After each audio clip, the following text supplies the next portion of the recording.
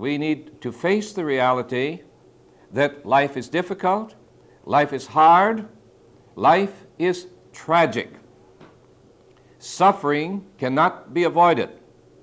But how are we going to deal with it? What do we do about it? It is possible to fold up in despair.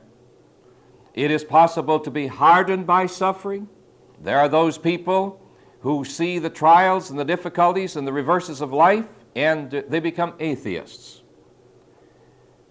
This can be, suffering and trial can be a real test for a person's faith, because you wonder, doesn't God care at all? You see that coming out again and again in the writings in this book of Job.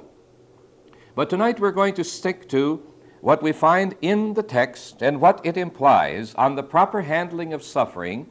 And we're going to see three views of suffering, or three ways, perhaps we should say, three ways of handling suffering. And the first two will not be the right way to do it. There are two ways in which we see the responses of Job to suffering. The first response we see Job giving is that of despair. The entire 30th chapter is taken up with this, the despair of deep humiliation.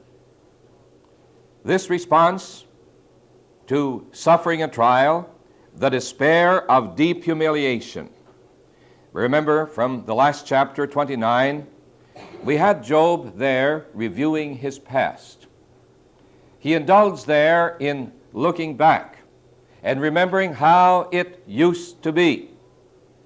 And as he's gone through all of these things of his greatness, his importance, the respect that people had for him and everything, and now and all the way up to his pedestal, he sat as a king. But now, he says, it's entirely different. It's all gone. And so here he vents his despair in this 30th chapter, telling about his experience. Here he was a man of high estate who was now held in derision. What a difficult thing this is.